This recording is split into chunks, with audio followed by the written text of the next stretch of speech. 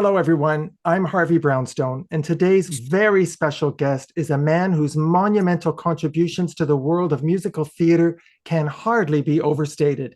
His collaborations with composer Andrew Lloyd Webber on the phenomenally successful and beloved shows Joseph and the Amazing Technicolour Dreamcoat, Jesus Christ Superstar, and Evita brought him worldwide acclaim as one of the greatest and most innovative lyricists of the modern age. He went on to co-write Blondel with Stephen Oliver and Chess with Benny Andersson and Bjorn Ulvaeus from ABBA. With Sir Elton John, he wrote The Lion King, Aida, and The Road to El Dorado. He collaborated with Alan Menken on Aladdin, King David, and the theatrical production and live-action remake of Beauty and the Beast, which is the highest-grossing live-action musical of all time. He co-wrote a musical called Heathcliff, based on Emily Bronte's Wuthering Heights, which produced a wonderful album featuring Sir Cliff Richard and the late Olivia Newton-John. And with composer Stuart Brayson, he co-wrote the musical production From Here to Eternity, based on the 1953 James Jones novel. This man's list of accomplishments is nothing short of jaw-dropping. His shows have broken box office records in the West End, on Broadway, and around the world. Many of his songs have become global #1 hits, including Jesus Christ Superstar, I Don't Know How to Love Him, Don't Cry for Me, Argentina, I Know Him So Well, Someday Out of the Blue, and he even wrote the lyrics to my favorite song from a James Bond movie, All Time High, from Octopussy, recorded by Rita Coolidge. And speaking of #1 hits, he's won 3 Academy Awards and 3 Golden Globe Awards for his songs A Whole New World from Aladdin, Can You Feel the Love Tonight from The Lion King, and You Must Love Me from the 1996 movie Evita. He received 2 more Oscar nominations for Circle of Life and Hakuna Matata from The Lion King. He's been nominated for 9 Tony Awards and won 3, 2 for Evita and 1 for Aida. In fact, Evita was the first British musical to win the Tony Award for Best Musical. He's been nominated for 12 Grammy Awards and won 5. And in 2018, when he won an Emmy Award for the live TV performance of Jesus Christ Superstar, he became an EGOT winner, one of only 18 people in the world to have won the Emmy, Grammy, Oscar, and Tony Awards. He's been inducted into the Songwriters Hall of Fame and the American Theater Hall of Fame, and in recognition of his work in film and theater, he was inducted as a Disney legend. He's received a star on the Hollywood Walk of Fame, and last but not least, certainly not least, in 1994, he was knighted by Queen Elizabeth II. I'm beyond thrilled and deeply honored to welcome the legendary Sir Tim Rice to our show. Sir Tim, thank you so much for being here. My great honor. Thank you, Harvey. You know, when I was writing that introduction, which barely scratches the surface of your career achievements, by the way, I was struck by something you wrote about yourself in your book, Oh, What a Circus, back in 1999. You said that from day one, you seemed to have a very detached view of your own place in the world. What did you mean by that? I don't know, really. I sort of find that I can stand back and observe what I get up to and who I am as if I was someone else, which I think if you're a writer is quite a handy thing to be able to do. I don't set out to do it. It's just, I've always felt that I'm rather like to be outward looking rather than too introspective. If that doesn't sound too pompous, but I guess that's what I meant. I can't remember writing that, but I'm sure it's true. Oh, it is. In 1954, your grandmother took you to see your first West End show, Salad Days. Yeah. I'm wondering if you were as impressed by the words as much as you were by the music. I think I definitely was. I mean, both the words and the music of Salad Days, written way, way back in the early days of post-war UK. I think you're right, Harvey. It was probably the words, lines like, I'm looking for a piano, yes, a piano, just any old piano, and all that, those clever wordplay, which you might not notice first time around, and there was another song about Ptolemy, or Ptolemy as it should be pronounced, and tolerating Ptolemy and all that. And I was only 9 or 10, but I think it probably was the lyrics that attracted me and other lyricists of the era like Michael Flanders of Flanders and Swan, who wrote a lot of very funny songs. And I think funny lyrics appealed to me initially more than any other sort of lyric. Yes, that's very evident in your writing. I read that your all-time favorite musical score is My Fair Lady, a show which you actually got to see in the West End with Julie Andrews and Rex Harrison. What is it about that show, Sir Tim, that resonates with you so much? It's hard to say, except there's not a bad tune in it, and so many of the lyrics are very, very clever. I related pretty quickly to some of the lyrics, such as every time I looked around, there he was, that hairy hound from Budapest, never leaving us alone, never have I ever known a ruder pest. I used to love things like that. And I also loved lyrics like Wouldn't It Be Lovely, or I'm Getting Married in the Morning, or With a Little Bit of Luck. But I didn't really, even though I loved the words and on the surface understood what they were saying. For example, I'm Getting Married in the Morning, I thought it was about a bloke getting married in the morning. But in fact, it was really about somebody wanting to have a, as good a, naughty time as he could before he got married the next day. And it was, and that was the meaning I didn't get till many, many years later. But I think that's often the case with great songs, can be appreciated by young people on one level. And then without losing that appeal, suddenly when you're older, you can say, actually, I can see what the real point of that song was, or that other point of the song.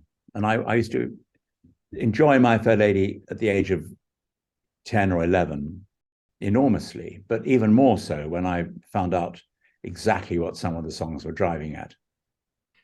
You were strongly influenced by lyricists like Michael Flanders, Patty Roberts, and Jerry Lieber. In your opinion, are you channeling some of them when you're writing? By that, do you mean, am I trying to do what they did? Which the answer would be yes, I'm sure. Yes, I think certainly Michael Flanders and Jerry Lieber are very different sorts of writer. Jerry Lieber was a very hip New York lyricist who wrote very witty songs and some very serious ones as well. Is That All There Is? I always thought was a great lyric, and I didn't hear that, the Peggy Lee hit. I didn't hear that song until it didn't come out till I was well in my 20s. But the early stuff he did with the Coasters and the Drifters and the Robins and all those early records, which with, of course, the great Mike Stoller as well, writing the wonderful rock and blues music. They certainly influenced me a lot, because I've often quoted almost my favorite couplet in rock and roll is, I told her that I was a flop with chicks. I've been that way since 1956, which comes from that superb record by the Clovers, Love Potion No. 9. And it's just very funny and witty, and at the same time very theatrical. Tells a great story in about 2.5 minutes. I always felt that Jerry Lieber was writing a lot of very short musicals in a very short time. So I don't know whether I channeled Jerry Lee, but I certainly was influenced by him. And when I've written lyrics in later years, like From Here to Eternity, which is my most recent show, I've drawn on my knowledge of American slang and American witticisms, even though I'm a boring old Brit. You wrote in your book that a lyric does not have to be based on personal experience to work. Although the older one gets, the more likely one is to draw on the events of one's own life. So my question to you is, of all the songs you've written, is there one that comes to mind that truly does reflect a memorable experience in your own life? I don't think too many, a particular experience, but certainly a feeling. I mean, a song like High Flying Adored, which is from Evita, was about when you make it, to put it fairly basically, it's not always quite as wonderful as you think it's going to be. And your feeling, or my feeling anyway, was having had a bit of success, was now what? Rather than, hey, I'm on the, I can get bigger and bigger and bigger, because you probably won't. I mean, everybody, I think, peaks at some point in their career, and then you have to get used to the fact that what you're doing is might be just as good technically, but it might not be quite have the zeitgeist and relate to, the public that is a lot younger than you. But if you write something that is for the young at heart, and I've been lucky enough to do that with shows like The Lion King or Joseph, they carry on being very popular, no matter how old and clapped out you get as a writer. But otherwise, I mean, I've in chess, I drew on a few romantic experiences, I suppose, but it almost comes back to whatever you said at the beginning about, you know, being outside or inside or whatever. I sort of feel that it's nicer to be an observer than to just rant on about everything involving you. It's not all about me. It's about what I think of the world. That's what I try and do.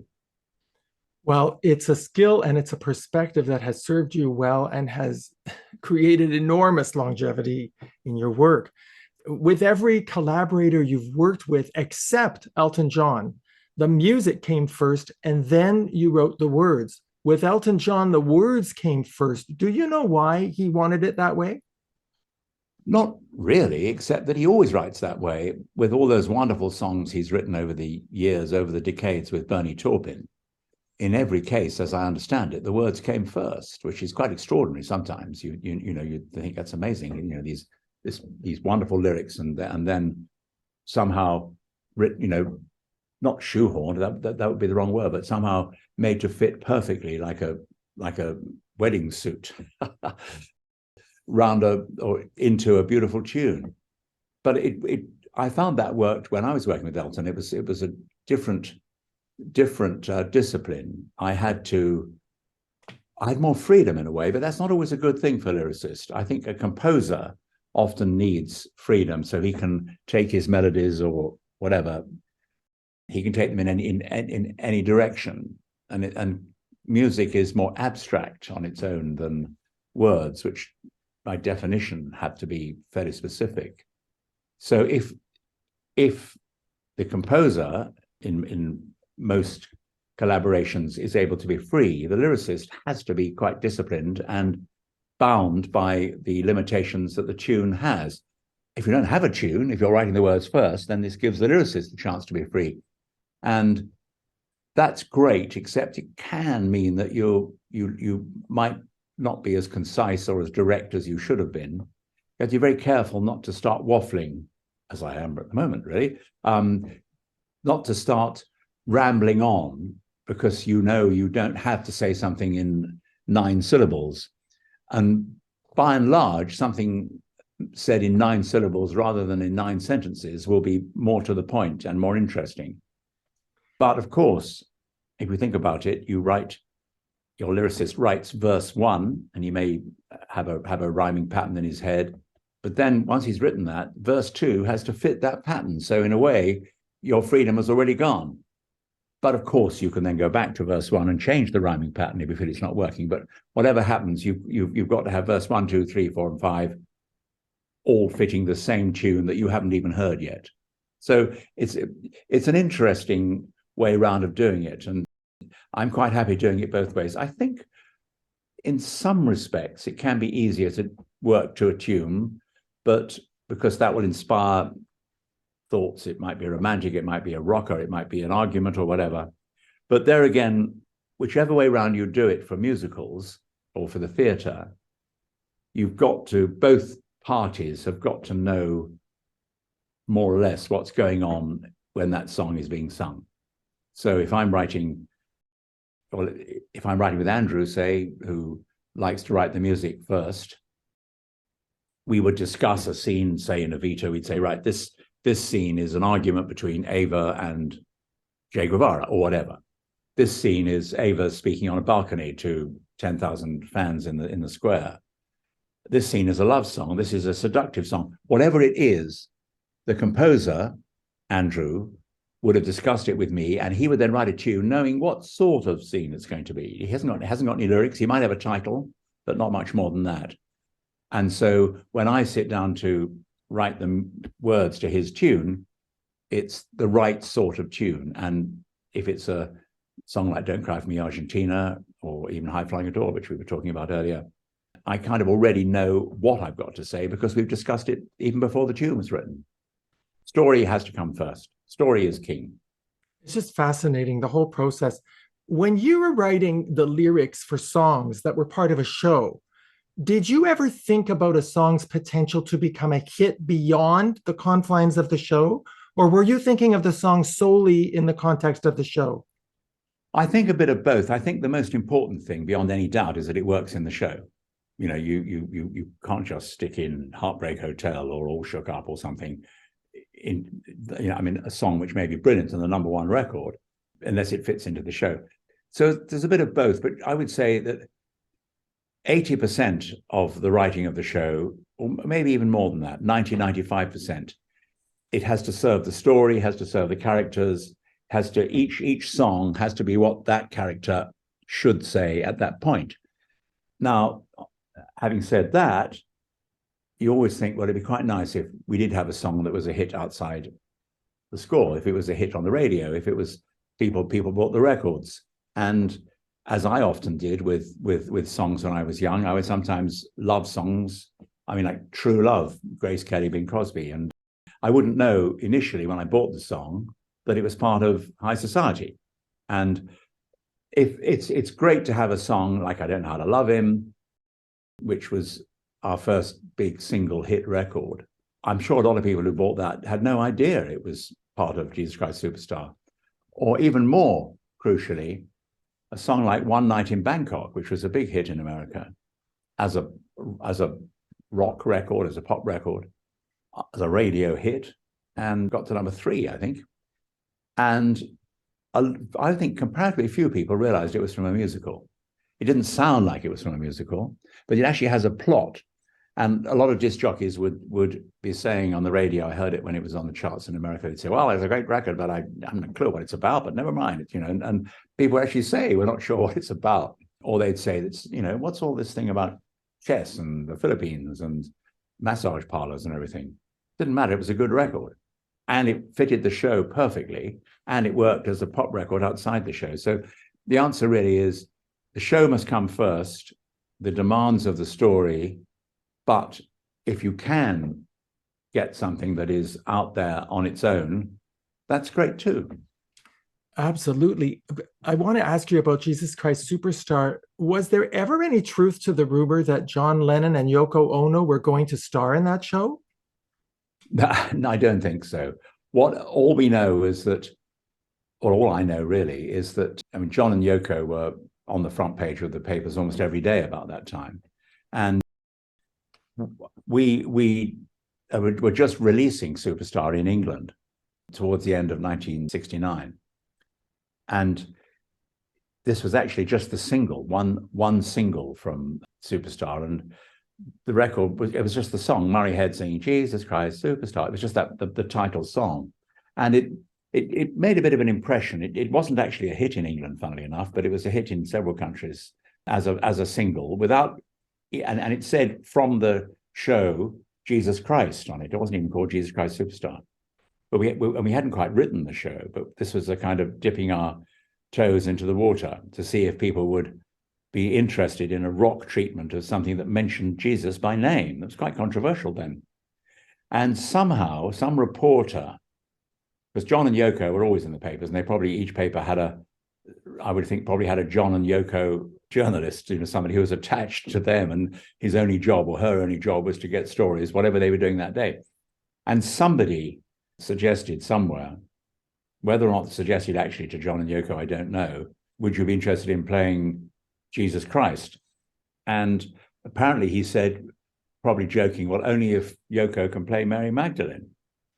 And so that became a story. John and Yoko, you know, are going to play, which was not true, or at least they didn't ask us. I suppose if they had asked us, we might have given it more than 2 minutes thought. So it was one of those stories that at the time we were a bit worried. Oh my God, this is awful. This is so inaccurate and it's not true. And we probably annoyed John Lennon, one of the great men of our time, one of the greatest songwriters of all time. And we probably upset him, and this won't help us at all. But I mean, it was just a 2 or 3 days wonder, quite funny in retrospect. But I don't think John ever remotely considered taking part. Although I'm sure when the record in America was a massive hit, I'm sure, I mean, he must have known about it. I never actually met John Lennon. sort of met him once in the corridor in Abbey Road. I'm sure somebody must have said to him when Superstar was #1 in America, well, what about this, John? Why don't you, play the role somewhere? But I don't know, I'm guessing. Well, that might have worked, but I really prefer Yvonne Elliman to Yoko Ono. Sorry, Yoko. Yeah. Well, with great respect to Yoko Ono, I think probably Yvonne was the perfect casting. Yeah. Now, of course, everyone knows that Jesus Christ Superstar was initially produced as a double album, and then it went to the stage and also was made into a movie. I want to ask you, Sir Tim, if you and Andrew Lloyd Webber had written Jesus Christ Superstar for the theater in the first instance, instead of as an album, do you think it would have been as successful? Absolutely not. I doubt if it would have been successful at all.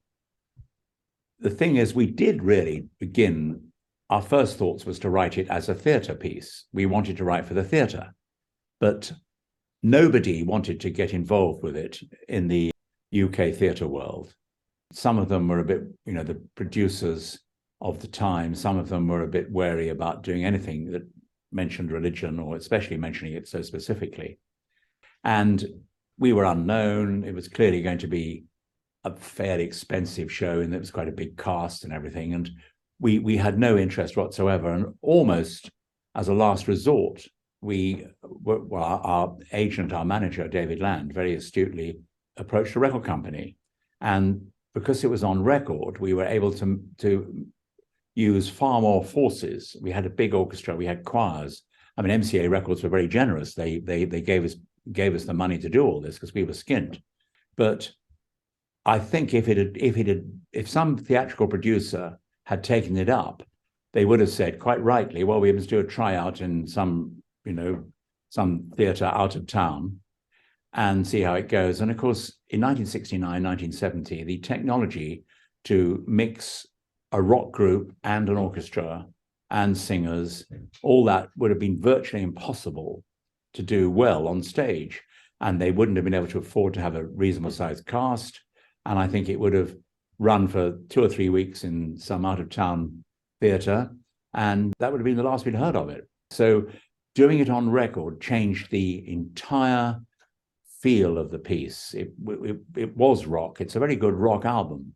It's got fantastic orchestrations by Andrew, and it is a wonderful mélange of rock and theatre and classical music, which we could have only got in those days on record. Nowadays, the technology is so much better.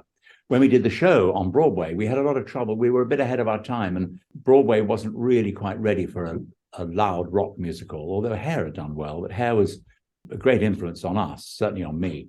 But Hair didn't have an orchestra. It was just basically a jolly good show with wonderful tunes. And a lot of the tunes were recorded with orchestral backings. But in the actual show, Hair probably had a small band, but it wasn't anything like the band that Superstar had to have. So in 1971, when we finally opened Superstar on Broadway, radio mics didn't really work. We had to abandon them. We ended up with the characters singing to each other with hand mics, and it just looked a little bit confusing. And there were wires trailing all over the stage a lot of the time because wireless amplification was only in its infancy. But we did get it on. And of course, the other thing about 1971, which is not true now, and probably wasn't even true by 1981, was that the audiences for rock music on record and for theatrical music on Broadway were very different. And the rock guys, on the whole, wouldn't be seen dead in Broadway. We don't Broadway, it's square, that's old.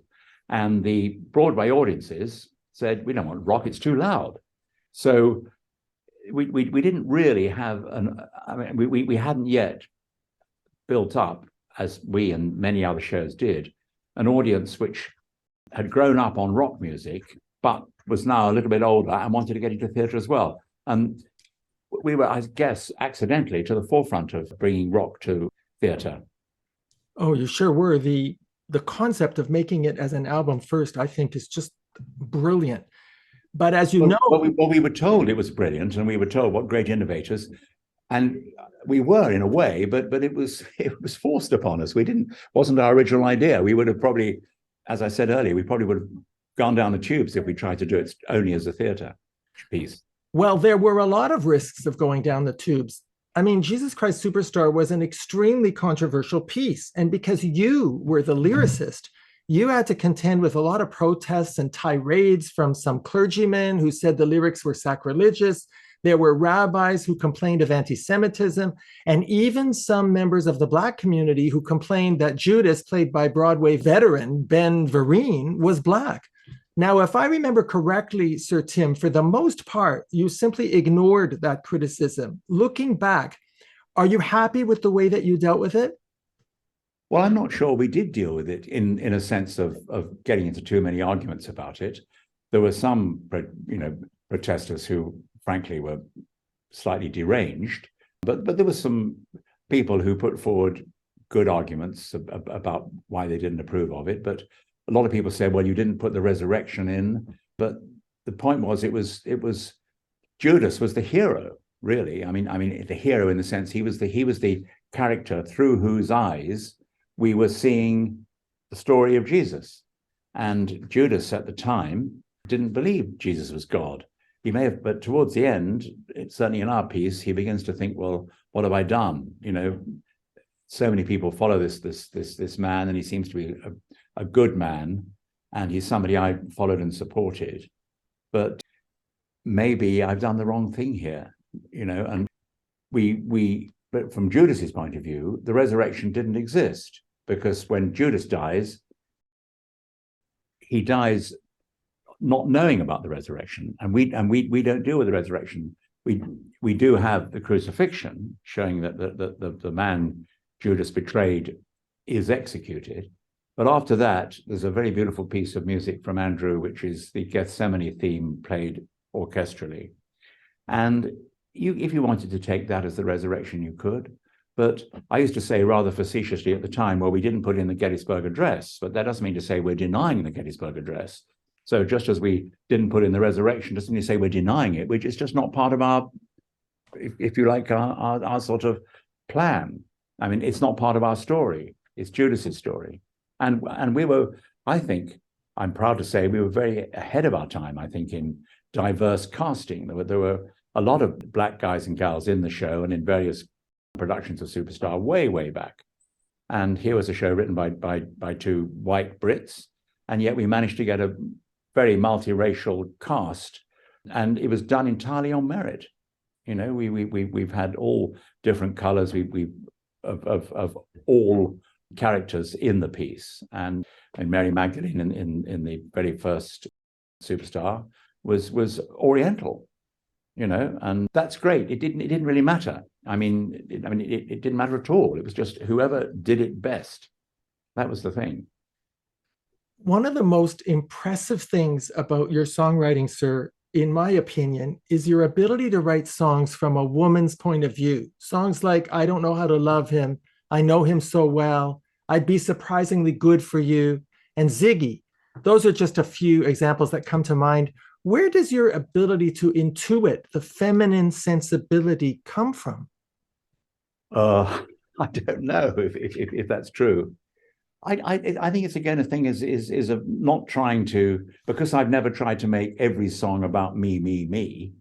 I'm as likely to come up with something that works for a woman as I am for a guy that I'm not. I mean, I'm me. I'm not anybody else. So in one sense, I'm hardly ever writing a song about my point of view. I'm never the character and I like women. I know a lot of them quite well. I've got many women friends who and I've got daughters. I've got so you observe them. I mean, I do find. I mean, I don't follow current popular music, or even, I'm ashamed to say, current musical theatre as closely as I used to. But it does seem to me that an awful lot of shows these days are and records, particularly pop records, are all about me and what I'm feeling, what angst I'm going through, and there's not so much observation of what other people might be going through. Seems to me that people would do better to look outwards rather than inwards. I've said that before, but I do believe that. Well, I think the proof is in the pudding in terms of your body of work. Another really amazing thing about you, sir, is your intuition, your instincts. I'll give you an example. In 1973, you heard the last few minutes of a radio program about the deceased wife of an Argentinian dictator, and you became mesmerized by her story, so much so that you backed out of another musical you were working on with Andrew called Jeeves, and you began working on what would become Evita. Sir Tim, can you articulate what it was in that radio program about Eva Peron that resonated with you so strongly? Well, I think the thing was that I had collected stamps when I was about 8.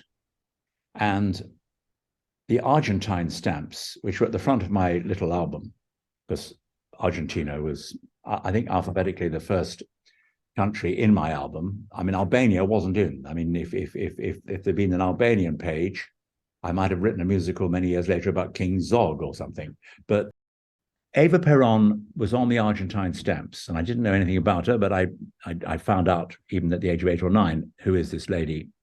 And I was intrigued by the fact that this attractive young woman was on the Argentine stamps. I didn't know much more about her, and I sort of forgot about her.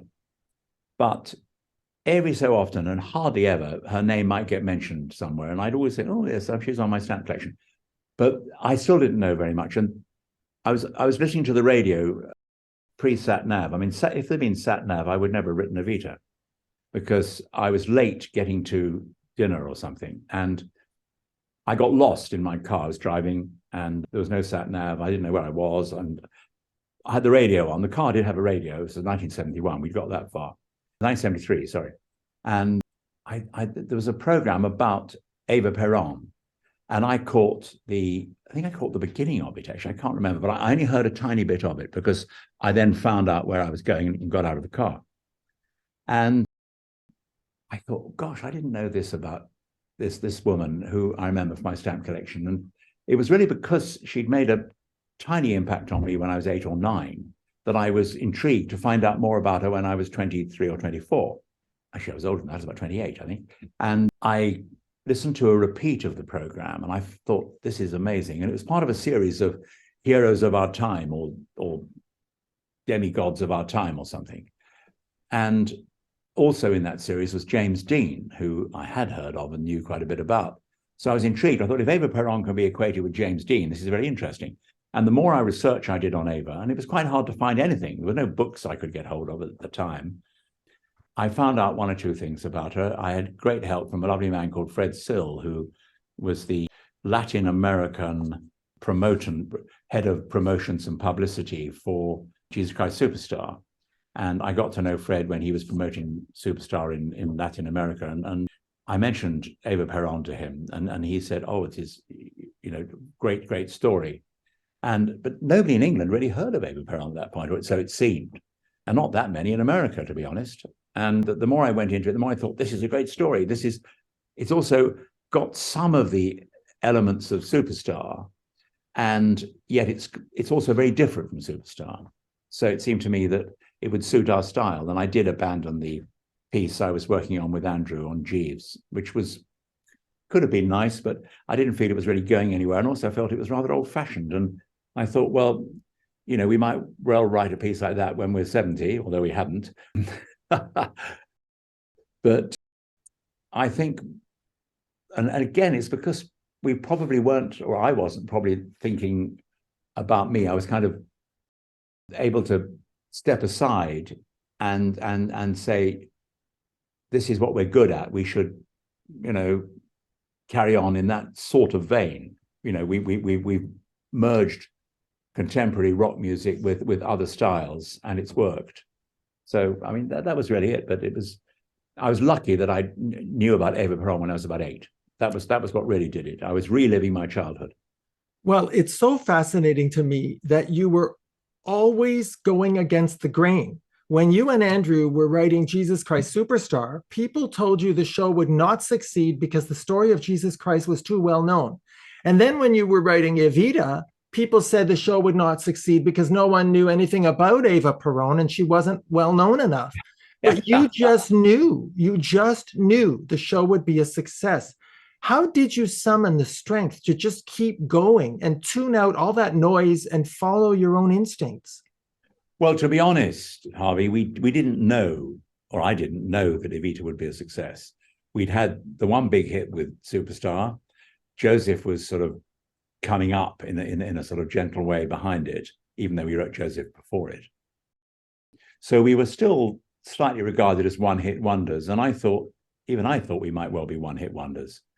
But there are hundreds of reasons for any show to fail, but you only need one reason to make it succeed, and you'll have a hit. And a lot of people did think Evita was a terrible idea, as you say correctly, because no one really heard of her. But that didn't matter, because the story is, as I think we said in the original album, in the sleeve notes, it's a kind of Cinderella story, really. But it's also a political story, and it's a sad story. So it had a lot going for it that wasn't totally conventional. But yet, in a way, the story was a very straightforward one. As Eva says in one song, my story is quite usual. Local girl makes good, weds famous man. And that's what it's about. Well, there's a line from Evita where Eva Peron says, sometimes it's very difficult to keep momentum if it's you that you are following.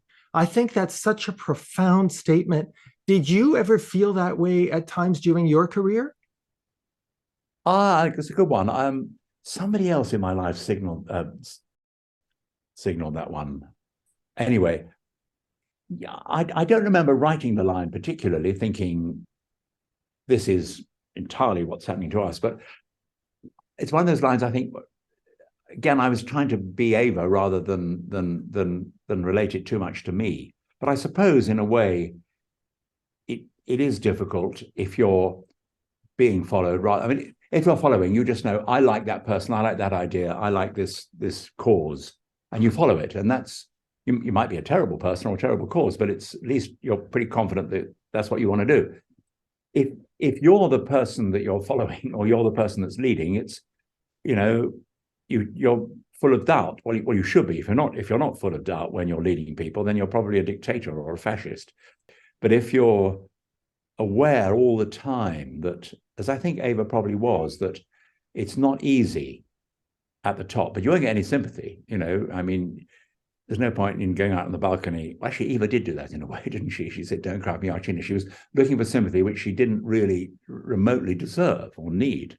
But that was quite a clever ploy on her part. I've drifted a little bit away from your main question, but sometimes it's very difficult to keep momentum if it's you that you're following. I think I've got that on a cushion somewhere. I can't remember. Well, it's just a line that I think really resonates with anyone who's achieved success and is trying to maintain a focus and a perspective.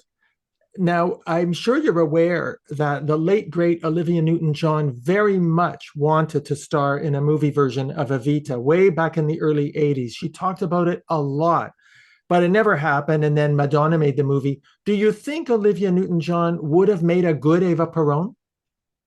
I'm sure she would have done. I mean, I knew Olivia fairly well. She was a lovely person, great talent. And she, in a funny way, she might have been a little bit too nice for Ava. She was such a warm-hearted, good person that it might have been a bit of a struggle for directors or something to think she could, be somebody who had pretty big downside as well. I don't remember her ever officially being approached or doing a screen test. I doubt if she would have been required to do a screen test, but the film had a few false starts before Madonna, who was at the time probably the biggest recording artist in the world, made it clear. She wrote to Alan Parker, the director, and he was third or fourth or fifth director to be considered for the role, and one or two, like Ken Russell, had actually got as far as writing a screenplay. I think that Madonna was so determined to do it, and she was very bankable, that I think at that point nobody else was really considered. And she can sing. She sang very well. Some people said, well, she's not a great actress. Well, I'm not sure that's true, because when she sings, she's a great actress, and we didn't require her to say anything except sing. No, I thought she did a beautiful job. You wrote in your book that after Evita, you never again wrote a show without an army of so-called experts telling you how to do it. And you Yeah. began to worry too much about the rules of the game and what the critics would say.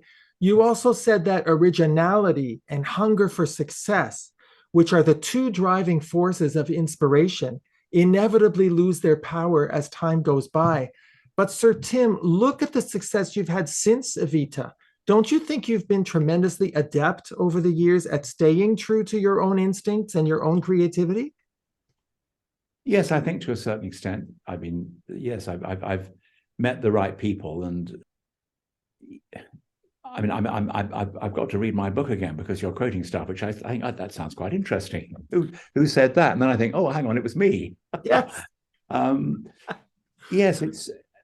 I've done one or two projects which I thought, well, maybe I'm slightly killing time here, but there's always something there's always a chance to do something interesting, and even if the overall project doesn't work completely, there might be one song. You mentioned Ziggy. I always liked that song. That's from Starmania, which was wonderful musical, a French musical, huge hit in France, and I translated the songs, and it was just impossible. Nobody wanted to stage the show in England, but we had a hit single in England with one of the songs with Cyndi Lauper, and the English version did very well in France, ironically, even though the French had already bought the French version. So, but that was fun to do. But it was nice to get that one or two songs there, which I thought really, if they'd been in a better show, I'm not putting Starmania down. If they'd been in a more suitable show, I should say, they might have been big hit songs out of context. I've rather drifted off your original question, but it is true, inevitably, that after you've had a certain amount of success, it can be difficult at times to get really worked up about anything. And also, if you're honest, you think, well, actually, am I going to find anything better than what I've done? The answer really is not to care about that, just to do what you want to do. But I was very lucky in working with Disney, because Disney, and if you write anything that's any good, it's going to have a good chance of being well publicized and promoted. But it took me into a new area of writing lyrics for film, which I'd never really done before. And I was working in animation. I was working in America. I was writing 90% of the stuff in America with American friends or with American colleagues. Obviously Elton was British, but he wasn't actually in the studio all that much, because he was out on the road being Elton John, as he still is, I'm glad to say, although not for much longer. And it was really precisely because it was a new atmosphere, a new target, and as we discussed earlier in the interview, the words came first. So there were a lot of things which were different for me at that stage in my career, when I'd been going through a little bit of a lull, not quite sure what to do. There were a lot of things that were different enough to give me a new enthusiasm. But, if you do something for years and years and years and years, it's sometimes hard to get the enthusiasm up to 11. Well, you seem to be always focused on what I consider to be the most important rules for writing lyrics for musical theater. Pick a good story, show originality in your style, and insert humor if the subject allows. To me, that's your trademark. Do you think those rules are still evident in the musicals being produced today? Well, I agree with you that I think that those are very important aspects to consider when you're writing a musical. It's an awful thing to say. I haven't seen quite enough current stuff. It's partly, I suppose, post-COVID, there hasn't been, the chance to see stuff so regularly for a while, but now there's no excuse. Trouble is, I suppose it's my generation. It's very hard when you see something like Guys and Dolls being revived so brilliantly, and you think, well, I don't think anyone is doing anything quite as good as this at the moment. But I think for me, the thing that I find a little bit frustrating with current musicals is the story. it's often a story about one person who may or may not be fictitious, and their thoughts, and it does end up being, I mean, there's no real excitement or variety of characters in it. I'm not having go at any one particular show. I mean, the biggest show in Hamilton, of course, I thought was magnificent, and that was, you know, Lin-ManuelMiranda was very kind to mention both Superstar and Evita as influences of Hamilton, and he wrote stuff that we never could have done. I mean, he was brilliant, but he chose a comparatively obscure historical figure. Certainly in Britain, no one ever heard of Alexander Hamilton, and frankly, not that many Americans would, you know, could pass an exam on him before seeing Hamilton. I remember going to the show, and there was a bit of paper on most seats with the program saying, you know, here's a bit of background, and I showed it to an American guy. I said, well, you won't need this. But he said, oh yes, I think we do. And there was a whole lot about, you know, when Hamilton was born and how he died, and Washington and Jefferson and all these other characters, which I knew a bit about, but it helped to have a little bit of information. But even if you didn't read the notes, the story was told so well and directly, and it was fascinating. And it wasn't just about one person all the time going through angst and saying, oh, am I doing the right thing? It was about one person in particular and his effect on others and their effect in turn. And so you didn't feel you were just getting somebody lecturing you about their own strife. So Hamilton, I would say, is a noble exception. And Six, which is a completely different sort of show, which is probably the most popular show at the moment. It's been running for quite a while. And the interesting thing about Six is it's so short. I think that's one of the real reasons it's a hit, because not a lot of people these days have very short attention spans and this, that, and the other. If you go to the theatre and you're out again in 90 minutes, you think, or less than that, actually, 75 minutes, you know, that's quite a marketing thing.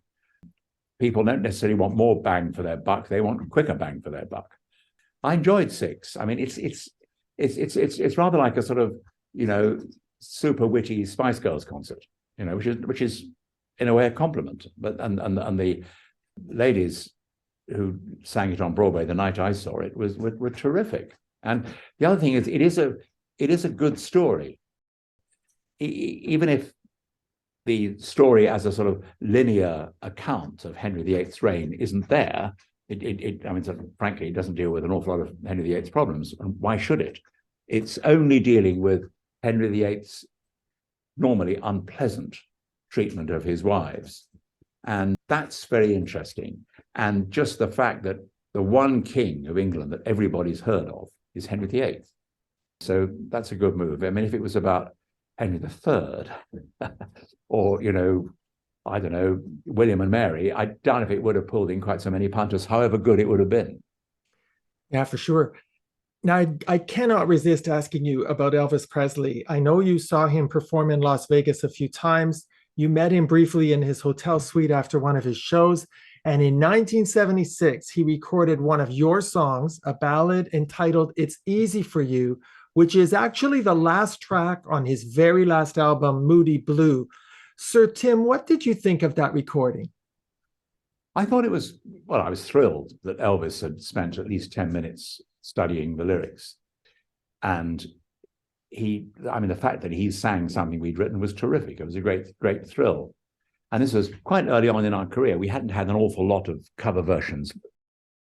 We had quite a few from Superstar, actually, but to get a pop song that was not in a show covered by anybody, we found difficult, let alone Elvis. It was interesting that there was an awful lot of Elvis's records in that period of his life, with the sad last 2 or 3 years. They always seemed to be, I don't know, they were never quite as crystal clear or as dynamic. Even if, I mean, it doesn't matter whether it was a ballad or a rocker. I mean, you take a ballad like Are You Lonesome Tonight or It's Now or Never, and they come through like gangbusters, even though it's not. I mean, Are You Lonesome Tonight is a very romantic, corny, ancient song. But Elvis's voice is just so magnificent. Now, he sang on the Moody Blue album, he sang our song pretty well. But somehow I didn't think the production really flattered Elvis, and you felt it was recorded, you know, sort of he almost phoned it in. But there was another version of Take Two or Take Four or whatever, which of It's Easy for You, which came out many years later on an album which was a kind of extracts from sort of outtakes and things Elvis had recorded in his jungle room. And that version was more, that I thought was better. It was spare, I think, it wasn't, and it got over the sort of message or the story of the song better. But I mean, it was good. Listen, it was Elvis Presley. He's a wonderful singer. He was a great singer till the very end.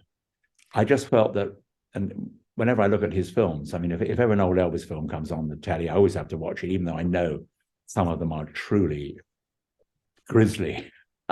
I mean, I saw the other day, it's Girls, Girls, Girls wasn't too bad. There was one, the Trouble with Girls, I think it was called, and it was just, you thought, I don't believe this. I don't believe even in 1967 they got away with this. There was the odd, quite good one like Viva Las Vegas, but I felt that the songs in those films were pretty awful.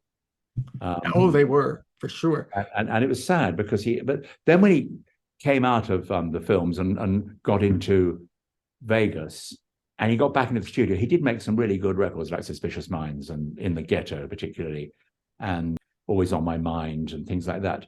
For about another 3 or 4 years, from 69 to 73, he was making good records, but then he kind of slightly went down the tubes again. And I think we were in the period when he wasn't in one of his great recording periods, sad to say. But well, it's a great distinction that he recorded his very last song, and it was one of yours. And you have another distinction, at least I'm pretty sure of this, that you're the only songwriter who can say you've had the same song recorded by Jack Lemmon, Bing Crosby, and George Burns.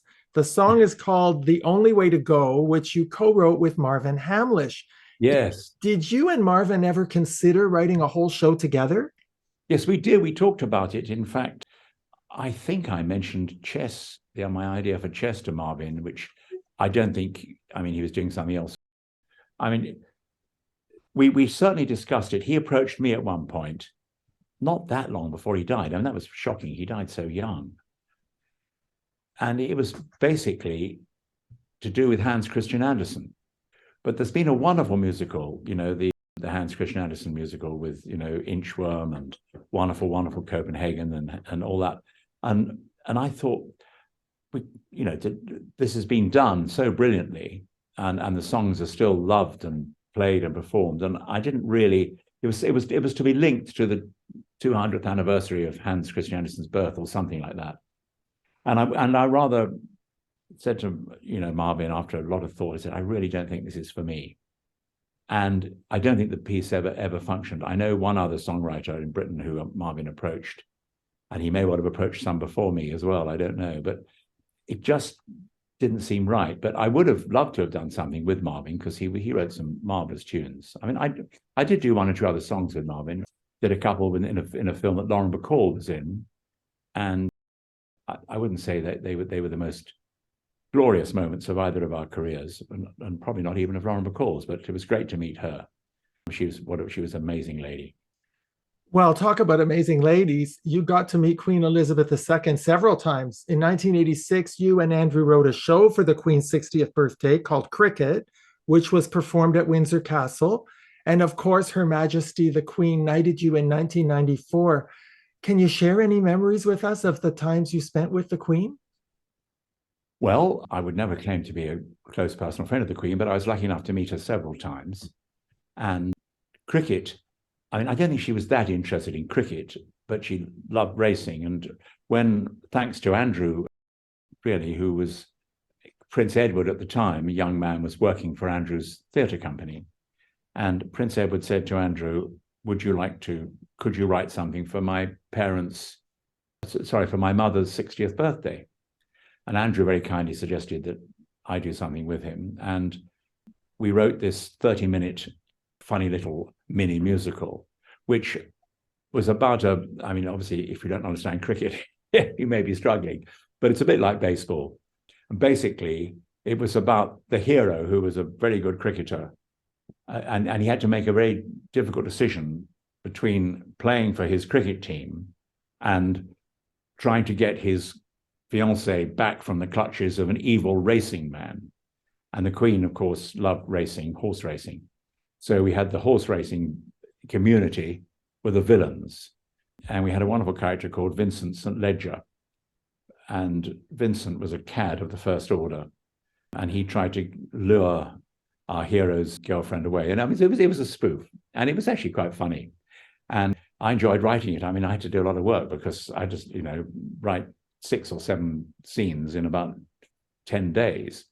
And the tunes, how can I put it? 1 or 2 of the tunes have been around before. And quite a few of them went into shows later because they were great tunes and they were slightly wasted in cricket. But the Queen seemed to enjoy that. But it was at real cricket matches. Some years later, I have a cricket team, which is mainly a social side. And we have played a few games against the Windsor Park team, whatever they're called now. The Royal Household. The Royal Household. I'm just being given a cue here by my dynamic PA. We would play the Royal Household cricket team who were based at Windsor Castle. And the Queen used to come along and watch the game in a totally private capacity. And on one occasion, the game was rained off.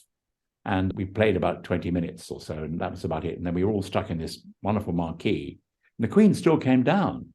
And she was with us all. This is about, I suppose, 10, 15 years ago, maybe not even that. And she came around and she chatted to everybody. She chatted to all these, all us lot, none of whom she really had a clue who we were. I don't think she remembered me particularly, but I mean, I was reintroduced to her.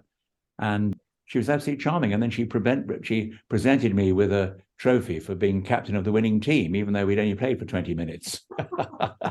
But she was very funny and absolutely delightful. And, if you find somebody who knocks the Queen, then there's something wrong with them.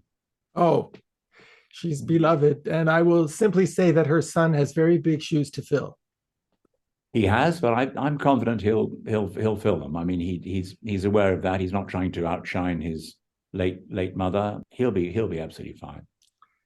Well, I want to take you to a moment in 2005. You finally got to see the first public performance of The Likes of Us, which was the first show that you wrote with Andrew back in 1966.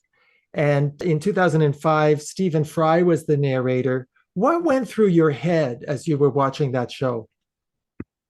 Well, it was fun because the show, we never really quite finished it, to be honest. We'd written it and we made a demo record of it. This is back in the 60s. And it was sent round to various agents, and they didn't say, forget it, take up basket weaving. They seemed to be people who knew a bit about theatre, and they kind of were saying, yeah, this is not bad, but this may not be the right show. You two guys should try something else. But we did record it, and I don't think it ever had any sort of even amateur performance in those days, but we decided to make a proper record of it, or rather to stage it and then record it properly at Andrew's house in a private festival he had, which is what we did. And we got Stephen Fry to narrate it because there wasn't really a book it wasn't a sung through piece, and it needed a script. And the script we had was fine, but it didn't really work because we juggled about so many songs and things. So Stephen told the story, but he simultaneously told the story of Andrew and Tim writing a show, which is quite funny. And there was one song which Andrew claims he wrote the tune, and I never got around to writing a lyric for it, which I'm not sure if it was true. But anyways, this lovely tune, which I hadn't written the lyric for. Whether or not it was ever scheduled to go into The Likes of Us, I don't know. But I did write a special lyric for that occasion. So I was writing a lyric 40 years later than the rest of the show.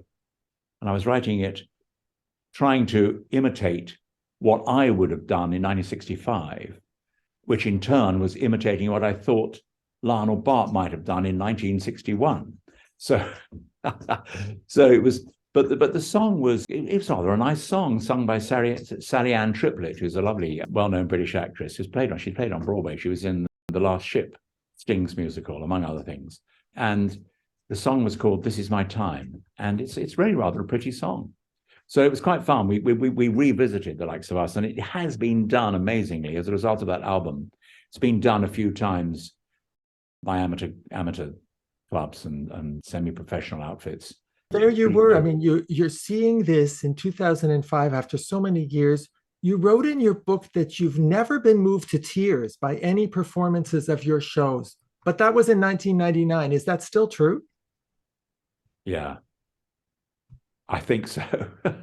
I mean, you always see people, I burst into tears at the audition. I can't, I must be a hard-hearted person, but I can be quite moved by performances of shows. I remember when I first heard Elaine doing Don't Cry for Me, Argentina, and other songs in Evita in rehearsal, I thought, wow, this is special. And she wasn't very well known at that point. But I don't think I've ever, I'm trying to think, I've been moved to tears occasionally by, other people's stuff, but your own stuff, you tend to think, God, that one took me 14 days. That one, I had a cold at the time, or the dog ate the manuscript. I mean, those are sort of things you remember. And again, you shouldn't take these things too seriously. I mean, I do sometimes, think very arrogantly, usually on my own in the shower. I mean, I usually am alone in the shower, not always, but usually. And I sometimes think that was a good line. And I'm allowed to think that on my own because I'm not showing off. Or equally, I sometimes think that line just wasn't very good. But that line you quoted back to me just now, I thought, actually, that's rather a good line. But I hadn't really thought about it for 25 years. I can't remember it now, but it was something about momentum. Absolutely. When you're following yourself. I mean, I may be wrong, but I mean, you always say, you always read the audience were in tears. And you think, were they? I'm not sure they were. I think there's a lot more people talking about people crying than people actually crying. Oh.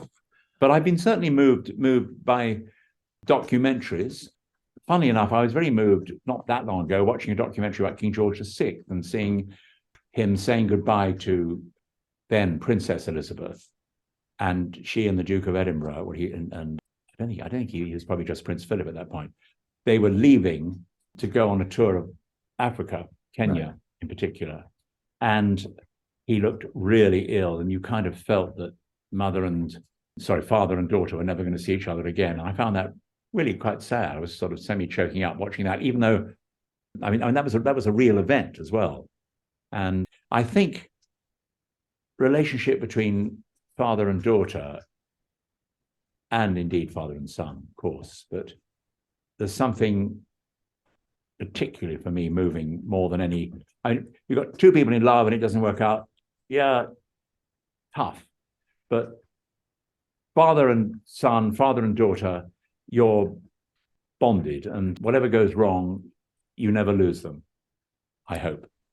Well, I know that you're detached, as you pointed out. You have an objectivity about what you do and how you do it. But do you really deep down, are you able to absorb the impact that your work has had on the public and how beloved your work and you are? Does it sink in? Well, sometimes you think, gosh, I actually have done quite well. But other times you think, well, it is hard to step right back from it. I mean, I sometimes wonder how driven am I? I want to tell our viewers that you can find out more about Sir Tim Rice by going to his official website, timrice.co.uk. Well, Sir Tim, I have only one more question for you, and I consider it to be very important. Are you ready? I am ready, Harvey. Whatever gave you the idea to record How Much Is That Doggy in the Window backwards? Window thee and doggy, that is much how, you mean? Well, I liked the song sung by Patti Page in 1953, although the number one in England was by a lady called Cleo Lane, who was a wonderful British singer. And I was about 8. And here we are, you see, it goes back to my childhood. So many things like Jesus, Joseph, Eva Peron, and How Much Is That Doggy in the Window? I've gone right back to my childhood. Things that happened to you between 0 and 10 are the most important things that ever happened to you. There's no question about that in my mind.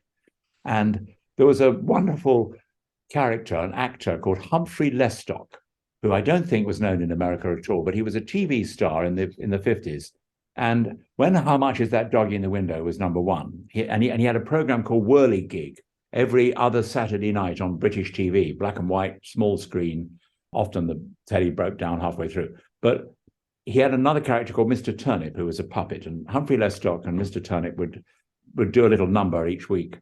And they had what I thought was a very funny gag. They said, we're going to put the words of the song, How Much, so you can all join in at home. And that was quite an innovation in 1953. And when they put the words up on the camera for us to read, HL said, "Oh, the words are the wrong way round for us. Never mind, we'll sing it backwards." I mean, it was all planned, obviously. And they began singing "Window thee and doggy, that is much how." And it was, I thought, very funny.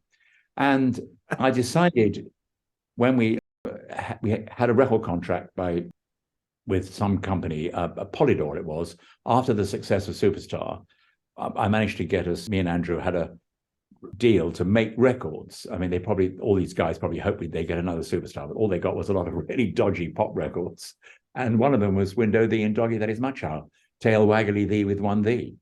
And it came out, it was going to be a Christmas hit, because in England, we have a lot of really inane records that are big hits at Christmas. And it came out, and it was even issued to all the radio stations with a free dog bowl. And it was put out under the name Rover, was the name of the group. And it was a complete and utter flop. But again, it was just a spot of fun, really. You are really quite amazing. Well, sir, in our remaining moments, I'm glad you referred to your childhood, because I want to read you a quote from the very first newspaper article in which you were mentioned. The date was October the 1st, 1951, and the newspaper was the Evening News Reporter. You were 6 years old. The author wrote that fair-haired young Timothy Rice has hitched his hobby wagon to the stars. Well, Sir Tim, even though the article was referring to your fascination with astronomy and the solar system, I still think that article was incredibly prophetic, because you not only grew up to reach for the stars, you grew up to be a radiant, luminous, shining star of the first order. Thank you so, so much for taking the time to appear on our show. I'll never forget Thank this. you. And thank you for being such a brilliantly researched interviewer. I mean, you really knew more about me than I do, which is a bit worrying. Anytime. I mean, I've loved your interviews, particularly the one I think I told you, or your office. I loved the one with Peter Noon. He came over really well, I thought. And, Herman's. I appreciate that very much. I am so glad that I had this opportunity to have you on the show, and I hope we will do it again. Right, I'm free tomorrow at 3:30. I'm there. Okay. Our guest has been the legendary Sir Tim Rice. My name is Harvey Brownstone. Thank you to our producer, Steve Silver, my director of programming, Deborah Batsafin, my PR director, Laurie Towers, and my entire team at the XPTV1 network in the UK.